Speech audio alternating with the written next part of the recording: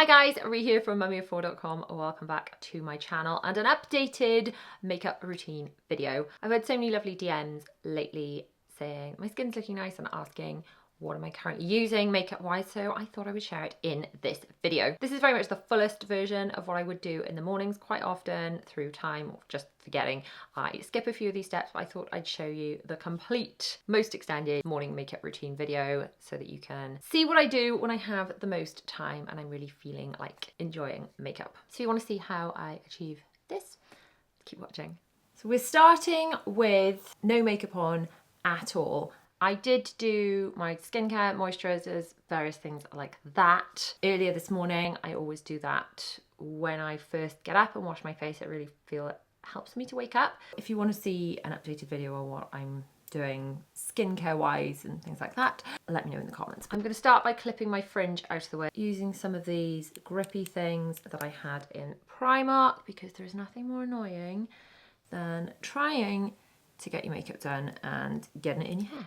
I am already dressed. I tend to get dressed before I put any makeup on just to avoid getting makeup on my clothes as I get dressed. So I'm going to start with some primer. I'm going to use the e.l.f. Poreless Putty Primer because I had to try this. It's been raved about absolutely everywhere. It's a really affordable product. It doesn't really smell of much, but I've just grabbed a little bit with my finger and literally just put it where I kind of have more pores or more visible pores, so across the center of my nose. And then for blending in, I use one of these sponges. I think these were from Primark. I've had packs of them from Amazon before. I've had packs of them from Primark.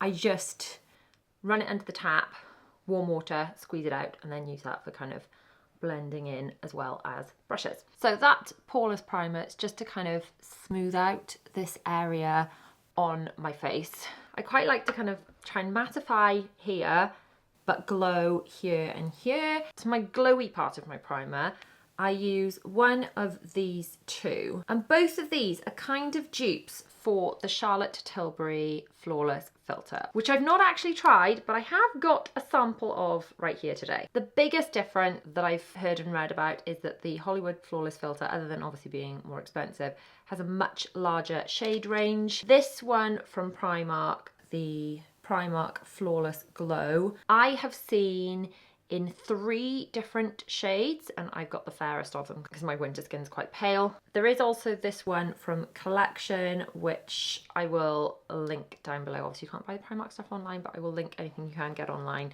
down below in a blog post, just in case you're looking for any bits and pieces. So I thought today we'd try one of these little samples of the Hollywood Flawless Filter. I'll try that on one side of my face. I'm going to try the fairest of this Hollywood Flawless Filter on one side of my face. I think this looks like enough for just one application. I'm just going to dab that along here. And we're going to see which one we prefer. Do they look the same? Do they look different? Is the dupe as good? Or is the more expensive one really worth the money? So let me put that just on that side of my face. Okay, so that is very glowy. This is number 1 fair of these different shades that I had in this sample tester card. So on the other side, let's give the Primark one a go. I think when I did my Get Ready With Me back in December, I think I used the other one, so why not? Let's try this on this side.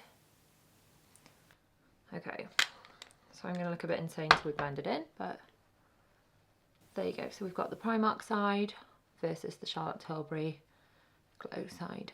Any difference? I mean, it is just like as a primer. Apparently the Hollywood Flawless Filter, you could use, like in all Charlotte Tilbury's marketing, you could use this just with this and concealer, but then that is very glowy, isn't it? Perhaps that one, the Charlotte Tilbury one's a bit more glowy, do we think? Can we see any difference? Perhaps this side is a tad more glowy, but it's going to go under foundation anyway. I think for the price point, Primark one is just £5. As it's only going under my makeup anyway, I can't see much of a difference. if I'm honest. Onto foundation, I have been using the Beautiful Skin foundation from Charlotte Tilbury and really loving it, to be honest. I used to use a MAC foundation years ago. That was more of a kind of a full coverage, and then I went through phases of using just tinted moisturizers. I might go back to that in the summer, but for now I've been finding this foundation really, really nice. I do actually need a mirror, don't I?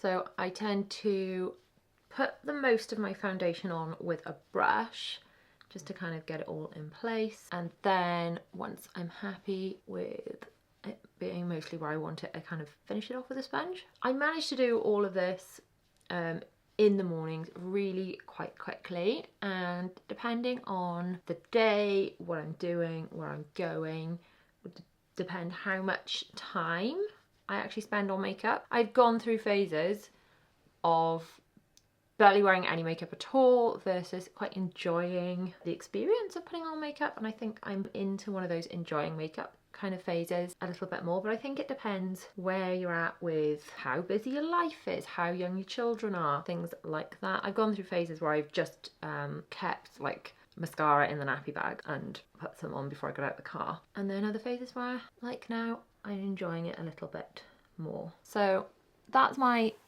skin just directly after the foundation, and I'll just finish that off with a sponge. So that's got a little bit of glow in it anyway. The Beautiful Skin foundation is kind of more of a radiant foundation, so we've got radiance from this, we've got radiance from the under primer, and I am just really enjoying the glow at the moment. So those of you that messaged saying your skin's looking glowy, thank you, that's what I was going for. The next product I have been using are these two, which are the Charlotte Tilbury Glowgasm Beauty Light Wands. Now these tend to be sold out quite a lot of the time. The Pillow Talk one I use as an actual highlighter, and then the, what's this one called? Pink Gasm, I'm using as more of a blush. So the tops of these are a bit weird. They have this kind of sponge tip applicator on them. I'm not in love with the tops of them. They can be a bit gunky, but the product's really nice and it does kind of last all day. So what I just do is just put that literally above my cheekbones, and I put it under my brow bone. Obviously, if I wasn't chatting through all of this, this would be a much quicker process, and it does not take me this long in the mornings to actually do this. It's a bit more slapdash, but I thought as I'm taking the opportunity to talk to you all, I would take my time. So then this I put kind of under the Sheenia Pillow Talk highlighter, and then I use this fluffy brush, which is a Real Techniques cheek brush, and I kind of just dab it in. You could use a sponge for this as well, but I tend to use this brush because it's just, I feel like it's the exact right consistency for this. Let me know in the comments, do you go through phases of makeup, as in loving it versus being a bit more slapdash with it? Is it something you've always done, always enjoyed? Something you're just getting into, or just something you're not that bothered about? There we go. So then that's my cheeks done. Now, if you've heard me talk about my face, my skin, my morning routine, anything at all before, you will have heard me talk about how painfully dry my skin is, and I've always found that powder has been just awful and cakey on my face. It has just highlighted the dryness, and I've never got on with it until I discovered this one, which, as you can tell, I have been using every day. This is the only powder that I've ever had that hasn't made my skin look hideous and awful. At the moment, my skin is kind of looking all over glowy, but I don't want certain bits of it to look shiny. So I just set my under eye with this. I've never been able to powder my under eyes before because they're just too dry, but the combination of like better skincare and this powder being so great has really made a difference. And then I just kind of lightly dust forehead and T-zone. So I think we're looking marginally less shiny down the middle now, but still glowy in the cheek area, which is what we were going for. So next, I forgot, I normally pop a little bit of something on my lips at the beginning. I forgot to do that. This is just a good old tin of Vaseline, which Vaseline is your friend when you've got dry skin. I've even used it as like an overnight mask before now when my skin has been at its driest. Apparently Marilyn Monroe used to do that, so good enough for Marilyn, but good enough for me. So if I'm literally just doing the school run, I would probably put on mascara, lips, and leave it at that. But on other days when I just want to feel a bit more done, or if I've got a bit more time, I add in another couple of steps. So eye palette wise, I'm using this one. This is a Charlotte Tilbury one. It came in a mystery box that I had when my best friend and I bought each other a mystery box. We stopped buying each other birthday presents because our birthdays are 7 days apart. We stopped buying each other birthday presents and we started going out many years ago, going out for meals or a nice day out or something. And we postponed it so much we just couldn't get together. We ended up having to buy each other presents instead. So I use just these two shades from this, just like on a day-to-day. So I use this kind of mid-taupey shade. And I'm literally just rubbing that across the socket of my eye, just to create a little bit of cheating depth in the socket. Sometimes I just do this with bronzer, and sometimes I actually go in with this as an actual eyeshadow, but today feeling like a bit of eyeshadow. So that's super subtle, and then I just use this really pale shade here and go in and just put a tiny bit on my lid. It's sort of just skin coloured, but it kind of highlights the difference between the lid and the socket. Okay, again, I could stop there, but I'm not going to today. I'm going to add just a teeny bit of bronze and highlight over the top. So I'm going to use the bronze shade, and again, these are mostly Real Techniques brushes I've had for a really long time, and I just put that kind of up and down the cheeks a tiny bit across the forehead, tiny bit here. Sometimes I just do that instead of eyeshadow. I literally will just bronze instead of any eyeshadow at all. And then a tiny bit under here, just to give me a little bit more of a healthy, kind of less anemic looking colour. Then sometimes I just stop there, but why not? We're having fun. I will add a little bit just of this highlighter just here and just under my brow bone. Okay, on to mascara. So I said I'd report back about how I was finding the eyelash lift and using the eyelash serum rather than having eyelash extensions. So if you're new here, for a long time I had eyelash extensions because I felt like if I had eyelash extensions I barely needed to wear any other makeup and I could just kind of go. Because mascara is probably my one go-to thing that I feel like if I've got long eyelashes or standing out eyelashes, then my face feels more put together. But it's quite hard work fitting in the time to go and have eyelash extensions and the cost and things of taking time off, of going. So I opted instead for a lash lift, which lasts 2 months rather than having to go every few weeks. And it's the equivalent of using an eyelash curler, but the curl actually staying. So you probably can't tell that much, but this is the eyelash lift before anything at all. I've also been using an eyelash growth serum that people have really been raving about. So I'm not sure if before mascara you can see any difference at all. I think I just started using it when I did my last kind of get ready with me video at Christmas time, where I was doing more of a going out, getting ready. So I don't know, can we see any difference? Do they look any longer? But anyway, the eyelash lift, the idea is it curls your eyelashes, and then you see when I put mascara on, it has made a massive difference, because my natural lashes are just like downward ski slopes. They don't curl at all. Whereas since I've had the lash lift with mascara, which I'll show you in a second, they do really hold the curl all day. So eyelash serum wise, I've been using this, which is the UK Lash. Like I said, I'll link all the stuff I'm mentioning plus any discount codes I can find in the blog post, which I'll put down in the description and up in the cards too, and in the first pinned comment. But the This serum, you just put it on once a day. So I just do it before bed. You literally do one swipe like this. This is what the brush looks like. You do one dip, and I won't do it now because, but you literally put it on like an eyeliner. You just go whoop, whoop, one eye, the other eye, done. I do that before bed.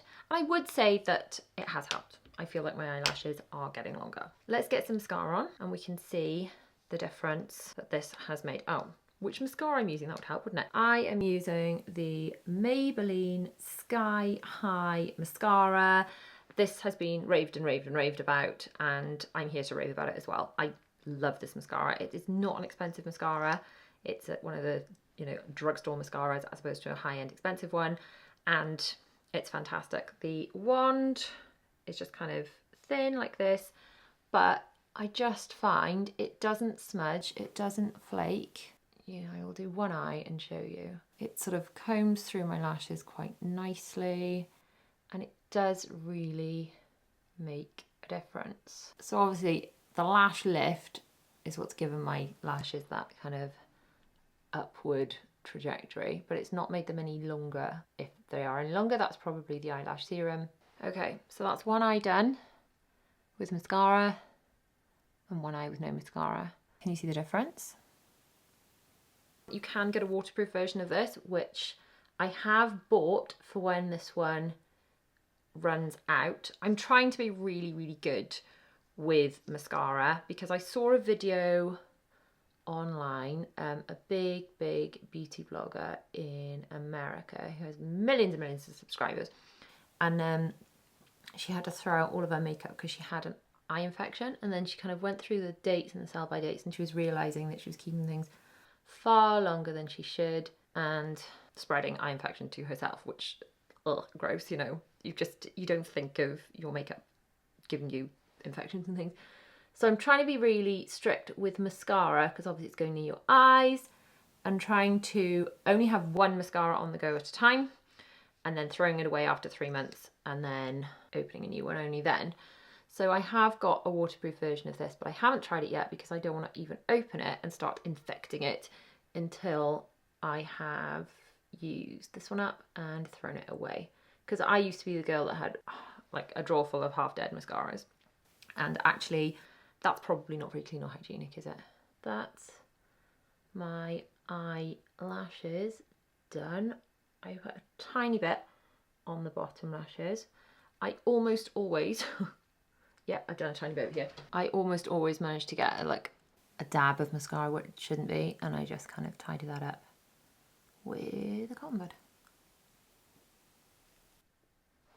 So that's lashes done, eyes done. I think we just need a bit of a lip now, and we're there. So for lips, I've been going through a few different lip combos depending on my mood. Either a pinkier lip or more like a nude lip, which was very kind of in when I was a teenager, so maybe that's why I love it so much. Oh my goodness, I've just realised I always use concealer and I forgot to do that today. Okay, I normally use concealer as well. Have we?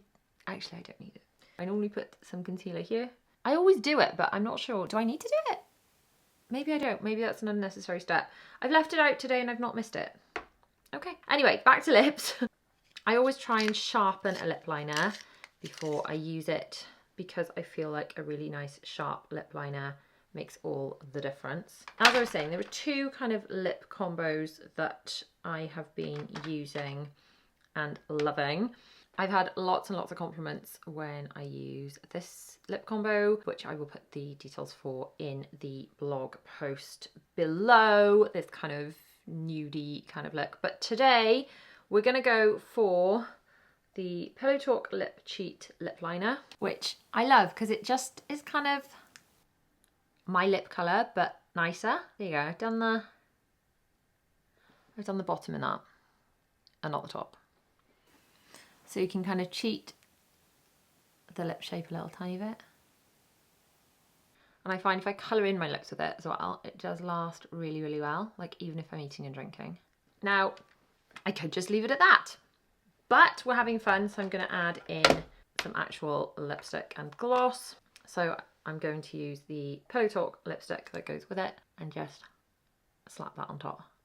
And then for gloss, I'm going to use this one that I picked up in a recent Boots haul. So this was hailed as a dupe for the Fenty Beauty gloss, which is like the most popular gloss in the makeup industry at the moment by all accounts. This is the Maybelline Lifter Gloss, and I really, really like it. It smells amazing. It's on one of these little applicators, so you can just stick it on. To be honest, later in the day, if I was to top up, I would just top up with the lip gloss, maybe the liner and the gloss. You wouldn't need like all 3 layers, but I find if I put all 3 layers on in the morning, it lasts really, really well. And then that is me pretty much done.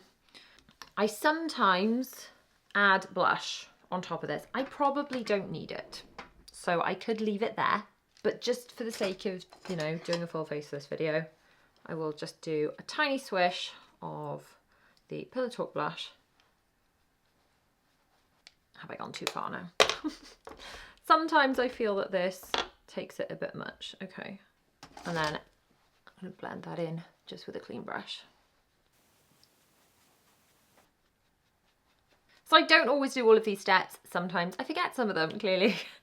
And that's fine. But what would I never ever skip, to be honest? Mascara. If I was going to do nothing else, I would do mascara. So my bare minimum to leave the house would be moisturizer and mascara, and then adding them in priority. I would probably just do a glowy primer and concealer if I couldn't be bothered to do foundation. Then maybe the powder. I would either do the Beauty Light ones on the cheek or the bronzer if I had less time. And then sometimes I wouldn't bother with lips at all, and then I just put something like this in my handbag to top up if I wanted to while I was out. So this is very much a fuller version of like when I've got a bit more time, I want to be a bit more put together. But there's definitely a cut down version using all these products of a kind of everything in between that I also do on various days depending on my mood and how much time I have. I hope you've enjoyed this updated makeup routine video. Don't forget to subscribe and like and turn on the bell and all these things. And you can check out more videos. You can check out more videos on screen now. Thanks for watching, guys. Bye.